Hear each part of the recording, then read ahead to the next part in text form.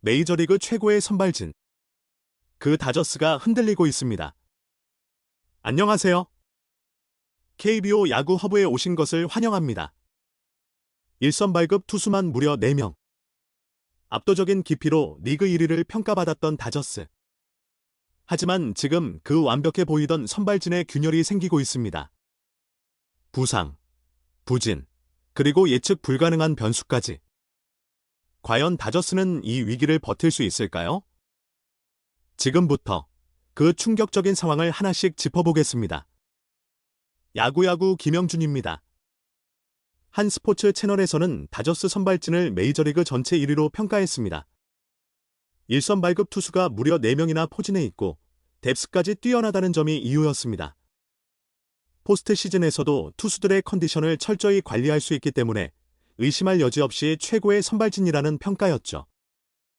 해당 매체가 선정한 순위는 다저스가 1위, 이어 시애틀, 뉴욕 양키스, 보스턴, 필라델피아, 토론토 순이었습니다.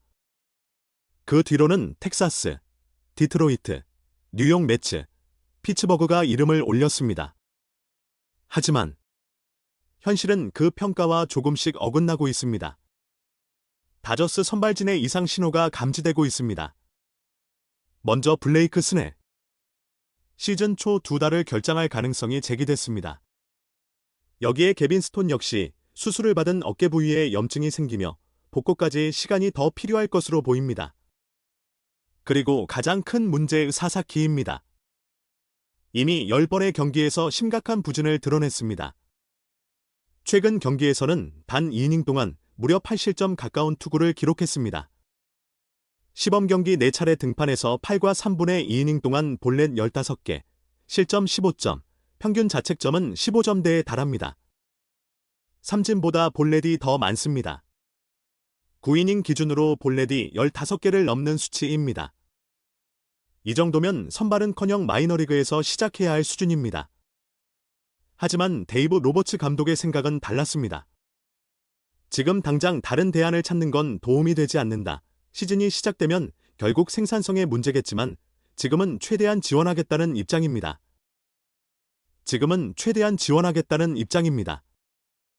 또한 전반기가 끝날 때까지는 선발 기회를 계속 주고 싶다고 밝혔습니다. 사사키는 최저 연봉 계약 상태로 내년까지 팀에 묶여 있습니다. 지난 시즌에는 실망스러운 모습이었지만 불펜으로 전환된 이후 월드시리즈 우승에 크게 기여했습니다. 월드시리즈 6차전, 9회 말 무사히 3루라는 위기를 만들고 교체되긴 했지만 포스트 시즌 전체에서는 9경기 10과 3분의 2이닝, 단 1실점. 팀에 큰 힘이 됐습니다. 그래서였을까요? 이번 시즌을 앞두고 사사키에 대한 기대는 상당히 컸습니다. 투피치 투수에서 벗어나기 위해 겨울 동안 커터와 싱커를 집중적으로 연마했습니다. 2년차 도약이 충분히 가능하다는 평가였습니다. 하지만 지금 모습은 오히려 작년 5월의 부진으로 되돌아간 듯합니다. 트레드 애슬레틱스의 분석에 따르면 사사키는 구속을 끌어올리기 위해 극단적인 투구 메커니즘을 사용합니다. 앞다리를 들어올릴 때 몸을 안쪽으로 강하게 비트는 이른바 카운터 로테이션 동작입니다. 이 동작은 회전을 억제했다가 한 번에 폭발시키는 방식으로 구속을 높이는 데 도움을 줍니다. 하지만 조금만 타이밍이 어긋나도 밸런스가 무너질 위험이 큽니다. 키 188cm의 사사키는 레그킥을 높게 올리며 익스텐션을 극대화하는 스타일입니다. 오타니 슈에이보다 키는 5cm 작지만 공을 끌고 나오는 거리인 익스텐션은 오히려 12cm 더 깁니다. 오타니는 약 6.7피트, 사사키는 7.1피트. 그만큼 타자에게 더 가까운 지점에서 공을 던지는 셈입니다. 반면 완전히 반대 스타일의 투수도 있습니다. 바로 야마모토입니다. 키도 크지 않고 익스텐션도 평균 수준이지만 모든 공을 슬라이드 스텝으로 던지면서도 꾸준한 구속을 유지합니다. 그리고 무엇보다 반복하기 쉬운 안정적인 딜리버리를 가지고 있습니다. 이 때문에 일각에서는 사사키 역시 메커니즘을 단순화하고 구속을 조금 낮추는 방향도 고려해볼 수 있다는 의견이 나옵니다. 하지만 현실은 쉽지 않습니다. 야마모토는 6가지 구종을 자유자재로 던지는 투수지만 사사키는 아직 투피치에 가까운 유형입니다. 특히 문제는 포심 패스트볼입니다. 포심은 회전수가 높을수록 수직 움직임이 좋아집니다. 지난 시즌 기준 메이저리그 평균 회전수는 분당 약 2300회 수준이었습니다. 하지만 일본 투수들에게는 또 하나의 변수가 존재합니다. 메이저리그 공인구는 일본보다 훨씬 미끄럽기 때문에 대부분의 일본 투수들이 회전수 감소를 겪게 됩니다. 실제로 이마나가 쇼타는 약 2480회, 야마모토 요시노부는 2200회 수준을 기록했습니다. 회전수는 후천적으로 크게 끌어올리기 어려운 요소입니다. 하지만 예외도 존재합니다. 바로 오타니 슈에이입니다. 두 번의 토미존 수술을 거친 이후 오히려 더 진화했습니다. 데뷔 시즌 분당 약 2160회였던 포심 회전수는 지난 시즌 2460회까지 상승했습니다. 반면 사사키는 2085회 수준. 규정 이닝에 가까운 투수 270여 명 중 하위권에 머무는 수치입니다. 하지만 회전수가 전부는 아닙니다. 회전수가 낮은 포심은 수직 움직임은 적지만 대신 강한 수평 무브먼트를 만들어낼 수 있습니다. 대표적인 사례가 폴 스킨스입니다. 그의 포심 회전수는 2250회 수준으로 리그 평균보다 낮지만 대신 공이 가로로 크게 휘어 들어옵니다. 여기서 더 무서운 점은 포심과 거의 같은 회전수의 싱커가 비슷한 속도로 더 크게 휘어 들어온다는 점입니다. 타자 입장에서는 두 구종을 구별하는 것이 거의 불가능에 가깝습니다. 하지만 이런 유형의 공은 그만큼 제구가 어렵습니다. 특히 사사키는 아직까지 포심의 정확한 제구를 완전히 잡지 못한 상황입니다. 결국 다저스의 선택은 분명합니다. 시간이 걸리더라도 완성형 투수로 만들어 보겠다는 것, 그만한 자원과 여유가 있는 팀이기에 가능한 선택입니다. 이제 시선을 다른 투수로 돌려보겠습니다. 오타니 슈에이입니다. 선발 로테이션의 5번째로 강력한 퍼포먼스를 보여줬습니다. 월드 베이스볼 클래식 이후 첫 등판에서는 시즌을 준비 중인 오타니는 최근 시범 경기에서 강력한 퍼포먼스를 보여줬습니다. 월드 베이스볼 클래식 이후 첫 등판에서는 최고 구속 약 100마일, 4와 3분의 1이닝 동안 삼진 4개, 무실점. 그리고 오늘 경기에서는 무려 4이닝 11탈 삼진을 기록했습니다. 아웃카운트 12개 중 11개를 삼진으로 잡아낸 겁니다. 다만 경기 막판 연속 안타를 허용하며 교체됐고 주자들이 모두 홈을 밟으며 3실점으로 기록됐습니다.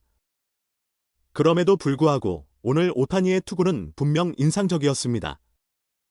평소보다 구속은 다소 낮았지만 커브의 헛스윙 유도율은 무려 100%.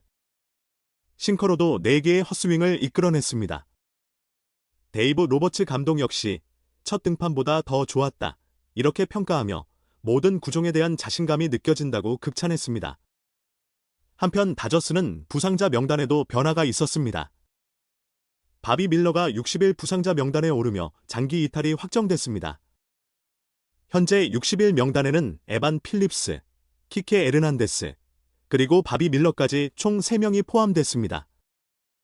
단기 부상자 명단에는 토미 에드먼, 브루스다르 그라테롤, 스튜어트, 그리고 스넬, 스톤, 랜덤까지 이름을 올리고 있습니다. 투수진 운영에 있어 상당한 부담이 생긴 상황입니다. 이 와중에 다저스는 새로운 계약도 체결했습니다. 제이크 커즌스입니다.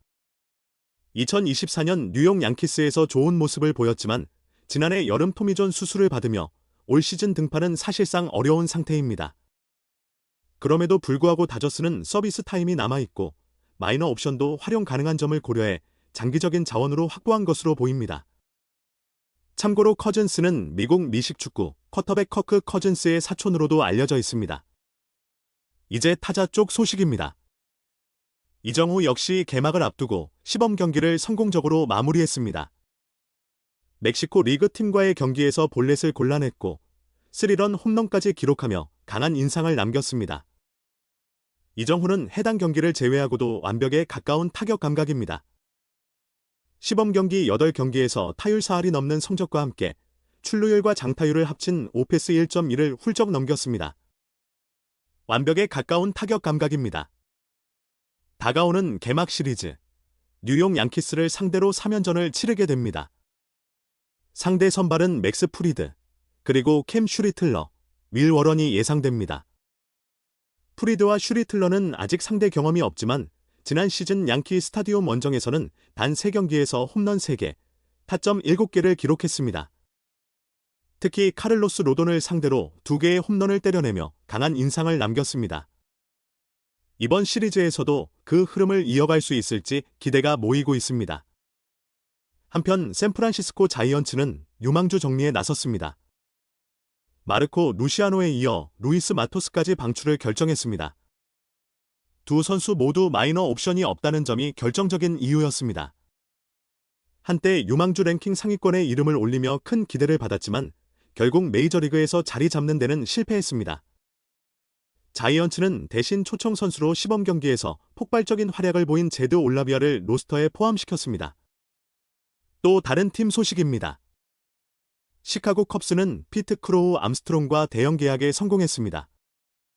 지난 시즌 30홈런, 30도루를 기록하며 공수 모두에서 활약했고 중견수 골드글러브까지 수상했습니다.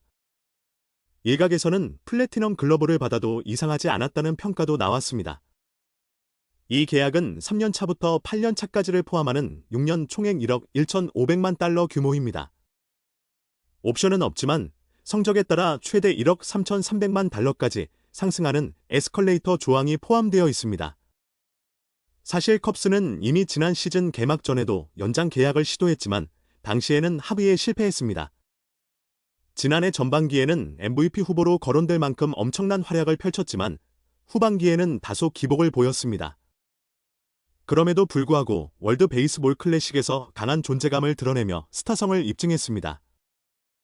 부모 모두 배우인 그는 컵스 팬들을 높이 평가하는 발언으로 어린 시절부터 컵스 팬으로 자라났고 결국 자신의 꿈이었던 팀과 장기 계약을 맺게 됐습니다.